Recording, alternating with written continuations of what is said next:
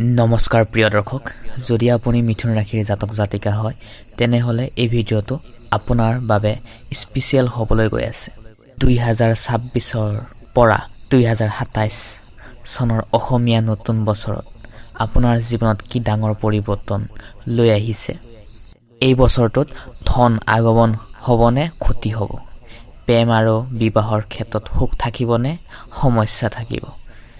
ব্যৱসায় চাকৰি উন্নতি হ'ব পাৰিবনে নে বাধা আহিব? সকলোবোৰ ডাউট ক্লিয়াৰ হ'ব এই ভিডিঅ'টোত। প্ৰিয় দৰ্শক, বিশেষকৈ এই বছৰৰ গ্ৰহ নক্ষত্ৰৰ ডাঙৰ পৰিৱৰ্তন হ'বলৈ গৈ আছে মিথুন ৰাশিৰ জাতক জাতিকাসকলৰ কাৰণে। শুভ ৰং, শুভ সংখ্যা, ভাগ্য, লাকি নাম্বাৰ সকলোবোৰ আটাইবোৰ সামৰি এই ভিডিঅ'টোত আমি প্ৰস্তুত কৰিছোঁ। সেয়েহে নতুন বছৰ, অসমীয়া নতুন বছৰত আপোনাৰ জীৱনটো এই বছৰটো কেনেদৰে পাৰ হ'ব নিশ্চয় এই ভিডিঅ'টোত বিস্তাৰিতভাৱে জানিবলৈ পাৰিব। প্ৰিয় দৰ্শক, আহকচোন তেনেহ'লে আমি পলম নকৰি আজিৰ এই গুৰুত্বপূৰ্ণ ভিডিঅ'টো আৰম্ভণি কৰোঁ।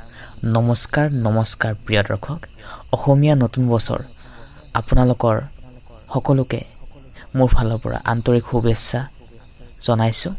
নতুন বছৰ মানে নতুন আশা, নতুন পোহৰ, নতুন ৰেঙনি, নতুন সপোন, নতুন ষ্ট্ৰেটেজি, নতুন গ'ল সকলোবোৰ মিলাই লৈ আমি জীৱনটো আৰম্ভণি কৰিব লাগে। বাস্তৱটো এদিন অতীত হ'ব, সেয়েহে অতীতৰ কথা ভাবি আমি আহিবলগীয়া বাস্তৱটো কেতিয়াও নষ্ট কৰিব নালাগে।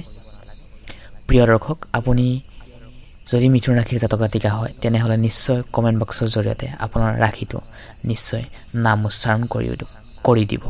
মিথুন ৰাশিৰ জাতক জাতিকাসকলে নৃত্য, কলা, সাংস্কৃতিক ৰিলছ বনাই খুবেই ভাল পায়, বিশেষকৈ ছোৱালীবোৰে। বিশেষকৈ মিথুন ৰাশিৰ জাতক জাতিকাসকলে আনৰ উপদেশ মতে কাম কৰিবলৈ একেবাৰে টান পায়।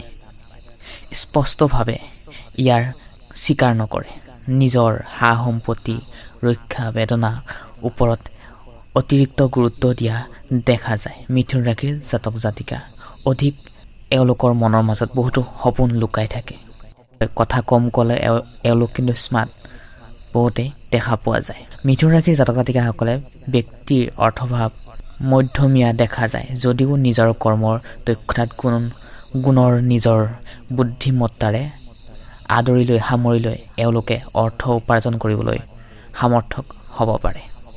এই বছৰটোৰ মিথুন ৰাশিৰ বাবে শুভ গ্ৰহটোৱে হৈছে বুধ আৰু বৃহস্পতি। শুভ ৰং হৈছে সেউজীয়া আৰু শুভ দিশ হৈছে উত্তৰ আৰু পশ্চিম। যিকোনো শুভ কাম কৰাৰ আগতে উত্তৰ আৰু পশ্চিম দিশে যাত্ৰা আৰম্ভণি কৰিব পাৰে। শুভ সংখ্যা হৈছে 5 আৰু 8। ওম নমঃ শিৱায়। ভক্তি মনেৰে কমেণ্ট বক্সত হৰ হৰ মহাদেৱ নাম উচ্চাৰণ কৰিব। ওম নমঃ শিৱায়। দৰ্শক, ভিডিঅ'টোৰ লাষ্টত আমি জনাম ইয়াৰ প্ৰতিকাৰৰ সৈতে, সেয়েহে ভিডিঅ'টো আৰম্ভণিৰ পৰা শেষলৈ চাই থাকক আৰু লাইক এটা কৰি দিবলৈ একেবাৰে নাপাহৰিব। আপোনাৰ এটা লাইকে আমাক নতুন ভিডিঅ' কণ্টেণ্ট বনাবলৈ উৎসাহিত প্ৰেৰণা যোগায়। আমি জানো আহকচোন মিথুন ৰাশিৰ স্বভাৱ চৰিত্ৰ হয়। মিথুন ৰাশিৰ জাতক জাতিকাসকল উজ্জ্বল, বগা, মিঠা, বৰণীয়া, নিয়মিতভাৱে উচ্চতা মধুৰ হয়, সুন্দৰ স্বাস্থ্য অধিকাৰী আৰু আকৰ্ষণীয় হয়। মিথুন ৰাশিৰ নাৰীৰ যৌন চেতনা সহজে বৃদ্ধি পায়। তেওঁলোকে অতি কম সময়তে নাৰ্ভাছ হোৱাও দেখা পোৱা যায়। কিছুমান ক্ষেত্ৰত এওঁলোকক শান্ত পৰিৱেশ দেখিলেও কিন্তু এওঁলোক বিপৰীতভাৱে বহুমুখী সমস্যাত কথাৰে এওঁলোকৰ বিপদত পৰিবলগীয়া হয়, কিছুমান সংগ্ৰাম সৃষ্টি কৰিব পাৰে। মিথুন ৰাশিৰ জাতক জাতিকাসকলৰ মহিলাসকল জানো আহকচোন, মৰমৰ চেনেহ আদায়। যদি আপুনি ৱাইফ হয়, মহিলা হয় এগৰাকী, তেনেহ'লে স্বামীক সন্মান কৰে। সুন্দৰভাৱে আপুনি স্বামীক মৰম চেনেহ সকলোবোৰ প্ৰদান কৰে। ভ্ৰমণ কৰিও, ট্ৰেভেল কৰি খুব ভাল পায়।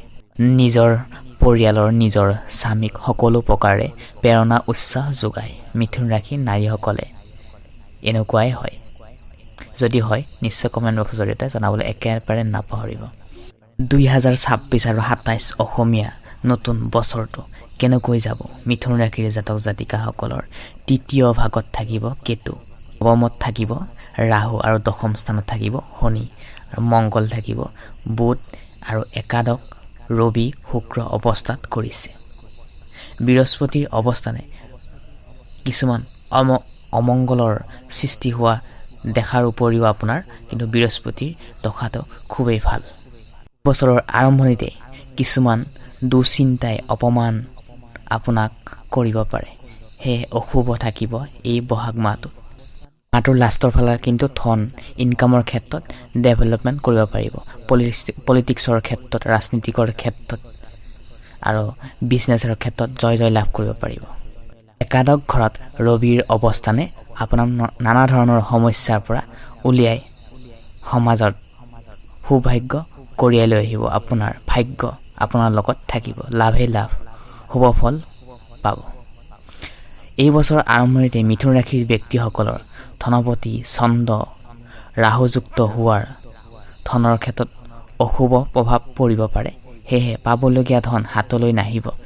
নিজৰ কিন্তু চিন্তা কৰিবলৈ কোনো দৰকাৰ নাথাকে। ভাল দিন থাকিলে বেয়া দিন থাকিব, ভাল দিন বেয়া দিনৰ মাজতে আমাৰ জীৱনটো পাৰ হৈ যায়, দিনবোৰ পাৰ হৈ যায়। 15 জেঠৰ পৰা আপোনালোকৰ হাতলৈ প্ৰচুৰ পৰিমাণে ধন আহিব। ব্যৱসায় বাণিজ্যৰ ক্ষেত্ৰত জানো আহকচোন। তাৰ আগতে জনাওঁ যে আপুনি যদি মিথুন ৰাশি নহয় তেনেহ'লে আপোনাৰ ৰাশি অনুযায়ী আমি ইউটিউব চেনেল প্লেলিষ্ট বনাই থৈ দিছোঁ। আপোনালোকৰ ঘৰৰ ফেমিলিৰ ৰাশিও চাব পাৰে, আপোনাৰ নিজৰ আত্মীয় মানুহৰ। প্ৰিয় দৰ্শক, আৰু মিথুন ৰাশিৰ স্বভাৱ চৰিত্ৰ গোপন ৰহস্য অল এভৰিথিং আমি ইতিমধ্যে প্লেলিষ্ট বনাই থৈছোঁ, তাতে বিস্তাৰিতভাৱে দাঙি ধৰিছোঁ। আমি ইয়াত চটকৈ আপোনালোকক জনাইছোঁ। প্ৰিয় দৰ্শক, ভিডিঅ'টো বেছি দীঘল নকৰোঁ, তেনেহ'লে জানো আহকচোন এই বছৰটোত ইনকামৰ ক্ষেত্ৰত মিথুন ৰাশিৰ কেনেকুৱা ধৰণৰ প্ৰভাৱ পৰিব। 15 জেঠৰ পৰা আপোনালোকৰ ভাল সুযোগ সুবিধা আহিব। ব্যৱসায় বাণিজ্যত গ্ৰহটোৱেই হ'ল বৃহস্পতি মিথুন ৰাশিৰ থকাৰ কাৰণে অতি শুভ প্ৰভাৱ পৰিব। যদিও বৃহস্পতি কেন্দ্ৰ অধিপতি দোষ থকাত 5 জেঠৰ পাছতেই শুভ প্ৰভাৱৰ বৃদ্ধি হ'ব। আপোনালোকৰ জয় লাভ কৰিব পাৰিব 5 জেঠৰ পাছত। যিসকল ছাত্ৰ ছাত্ৰীসকল আছে, বুধ গ্ৰহটো মিথুন ৰাশিৰ ব্যক্তিসকলৰ বাবে এই বুধ গ্ৰহটোৱে এই বৰ্ষৰ আৰম্ভণিতেই দশম ভাগত থকাৰ কাৰণে কিছুমান অশুভ চিন্তা আহিব পাৰে, নিগেটিভ চিন্তা আহিব পাৰে। 15 বহাগৰ পাছত কিন্তু বুধ প্ৰভাৱৰ বাবে শুভ ফল লাভ কৰিব পাৰিব ছাত্ৰ ছাত্ৰীসকলৰ কাৰণে। চতুৰ্থ ভাগত শনি আৰু মংগল দৃষ্টি থকাৰ কাৰণে মিথুন ৰাশিৰ বিদ্যাৰ্থীসকলৰ বাবে ক্লাছ 12লৈকে যিসকলে পঢ়া শুনা কৰি আছে, তেওঁলোকে পঢ়া শুনাৰ ক্ষেত্ৰত অতি মনোযোগ দি পঢ়া শুনা ভাল ধৰণে পাৰ কৰিব পাৰিব। 15 শাওনৰ পাছত বিভিন্ন বিভাগত যেনে সাহিত্য, বিজ্ঞান, কৃষি, মেডিকেল লাইনত যদি আপুনি পঢ়ি আছে তেনেহ'লে অতি শুভ পাব। এইবাৰ জানো আহকচোন কৰ্মস্থানত চাকৰি মিথুন ৰাশিৰ ব্যক্তিসকলৰ বাবে কৰ্মৰ প্ৰতি গ্ৰহটোৱে হৈছে একদম ভাল গ্ৰহ বৃহস্পতি। বছৰটোৰ আৰম্ভণিতে বৃহস্পতি মিথুন ৰাশিত থকাৰ বাবে শুভ প্ৰভাৱ আহিব। যদিও বৃহস্পতি অধিপতি যুগত থকাৰ কাৰণে ষষ্ঠপতি মংগল কেন্দ্ৰত থকাৰ বছৰৰ আৰম্ভণিতে কৰ্মৰ ক্ষেত্ৰত বিভিন্ন প্ৰকাৰৰ সমস্যাও আহিলেও সেইটো কিন্তু 15 জেঠৰ পাছত বিশেষভাৱে কৰ্মৰ ক্ষেত্ৰত শুভ ফল লাভ কৰিব পাৰিব। এতিয়া আমি জানো আহকচোন লাভ ৰিলেশ্যনশ্বিপ কেনেদৰে পাৰ হ'ব। বছৰৰ আৰম্ভণিতে কিছুমান খেলি মেলি হ'ব পাৰে, সেয়ে সাৱধান। মিথুন ৰাশিৰ সপ্তম ভাগত বৃহস্পতি লগ্ন থকাৰ কাৰণে বছৰৰ আৰম্ভণিতে মিথুন ৰাশিৰ ব্যক্তিসকলৰ বাবে প্ৰেম প্ৰণয়ন বিবাহৰ ক্ষেত্ৰত শুভ প্ৰভাৱ আহিব। কিন্তু বিপৰীত লিংগৰ পৰা দূৰত্ব বজাই ৰখাটো খুবেই অত্যন্ত জৰুৰী। যদি আপুনি লাভ ৰিলেশ্যনশ্বিপত ইতিমধ্যে আছে তেনেহ'লে থাৰ্ড পাৰ্চন ব্যক্তি আহিবলৈ একেবাৰে নিদিব। যি আমাৰ এটা সম্পৰ্ক নষ্ট হোৱাৰ কাৰণটো হৈছে থাৰ্ড পাৰ্চন ব্যক্তি আমাৰ এটা সম্পৰ্ক নষ্ট কৰে। সেয়েহে এটা সম্পৰ্ক জোৰা দিবলৈ 2জন ব্যক্তিৰ প্ৰয়োজন, কিন্তু এটা সম্পৰ্ক নষ্ট কৰিবলৈ এজনেই কাফি। সেয়েহে এটা সম্পৰ্ক গঠিত হ'বলৈ 2জন ব্যক্তিৰ প্ৰয়োজন, বহুত কষ্ট কৰি। সেয়েহে এটা সম্পৰ্ক যিকোনো থাৰ্ড পাৰ্চন ব্যক্তি সোমাবলৈ নিদিয়াটোৱেই ভাল। স্বাস্থ্যৰ ক্ষেত্ৰত জানো আহকচোন, কাৰণ স্বাস্থ্য ভাল থাকিলে আমাৰ দিনবোৰ ভাল ধৰণে পাৰ হৈ যায়। স্বাস্থ্যই যদি আমাৰ খেলি মেলি হয় তেনেহ'লে আমাৰ দিনটো খেলি মেলি হয়। ধৈৰ্য ৰাখক আৰু অলপমান সময়তে আমি ভিডিঅ'টো সমাপ্ত কৰিম। তাৰ আগতে জনাওঁ যে ভিডিঅ'টোত লাইক কৰা নাই যাতে লাইক এটা কৰি দিব। লাষ্টত আমি প্ৰতিকাৰৰ সৈতে আপোনালোকক জনাম। স্বাস্থ্যৰ ক্ষেত্ৰত মিথুন ৰাশিৰ জাতক জাতিকাসকলৰ গ্ৰহটোৱে হৈছে বুধ গ্ৰহ 10ম স্থানত থকাৰ কাৰণে আপোনালোকৰ এই বছৰটো আৰম্ভণিতে মিথুন ৰাশিৰ ব্যক্তিসকলৰ স্বাস্থ্য দেহাবন অতি শুভ হ'ব। কিন্তু পুৰণি যদি কিছুমান সমস্যা চলি আছিল, ৰোগ প্ৰতিৰোগ, ৰক্তচাপৰ, হাঁপানি, যিকোনো ধৰণৰ সমস্যাৰ পৰা আপুনি পৰিত্ৰাণ পাব। 18 বহাগৰ পৰা মনত ভয় ভাৱ আহিব, কিছুমান ক্ষেত্ৰত 1 আহিনৰ পৰা শুভ হ'ব। কিন্তু বৃহস্পতি গ্ৰহটো আপোনালোকৰ শুভ কাৰণে সকলো ক্ষেত্ৰতে শুভ হ'ব, কিন্তু অলপ প্ৰব্লেমো থাকিব।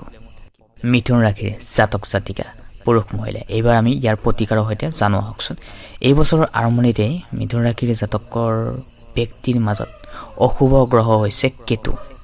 প্ৰিয় দৰ্শক, যেনেকৈ ৰ'দ দিলে বৰষুণ দিয়ে, যিমান ৰ'দ নিদিয়ে কিয় সাগৰৰ পানী নুশুকায়, ঠিক তেনেকৈ আমাৰ জীৱনত যিমান সুখ থাকিলেও আমাৰ দুখ একাল থাকিবই। সেয়ে ইয়াৰ প্ৰতিকাৰৰ সৈতে আপোনালোকক কিছুমান পৰামৰ্শ দিবলৈ আমি চেষ্টা কৰিছোঁ। এই বছৰ আৰম্ভণিতে কিন্তু মিথুন ৰাশিৰ জাতক জাতিকাৰ বাবে অশুভ গ্ৰহই হৈছে কেতু আৰু শনি আৰু মংগল। অশুভ গ্ৰহৰ বাবে বছৰৰ আৰম্ভণিতে শ্ৰী শ্ৰী নৱগ্ৰহ পূজা কৰিলে নিজৰ লগতে পৰিয়ালটো সকলো মংগল। সেয়ে ইয়াৰ উপৰিও অশুভ গ্ৰহটো শান্তিময় হৈ গ্ৰহৰ মূল দান দক্ষিণা কৰিব পাৰিলে খুবেই ভাল দৰিদ্ৰ মানুহক। প্ৰিয় দৰ্শক, এইখিনি প্ৰতিকাৰ আপুনি যদি কৰে তেনেহ'লে নিশ্চয় আপোনাৰ ভাল দিন আহিব। প্ৰিয় দৰ্শক, আপুনি যেনেকুৱা কৰ্ম কৰে তেনেকুৱা ফল নিশ্চয় পাব। আশা কৰোঁ আপোনালোকৰ আমাৰ এই ভিডিঅ'টোত নিশ্চয় উপকাৰ হৈছে। প্ৰিয় দৰ্শক, নিশ্চয় আমাৰ এই ভিডিঅ'টো চাই কিবা হ'লেও অলপমান আপোনাৰ হেল্প হৈছে। যদি হেল্প হৈছে নিশ্চয় কমেণ্ট বক্সৰ জৰিয়তে আপুনি কোনখন ডিষ্ট্ৰিক্টৰ পৰা চাই আছে কমেণ্ট বক্সৰ জৰিয়তে জনাবলৈ নাপাহৰিবচোন।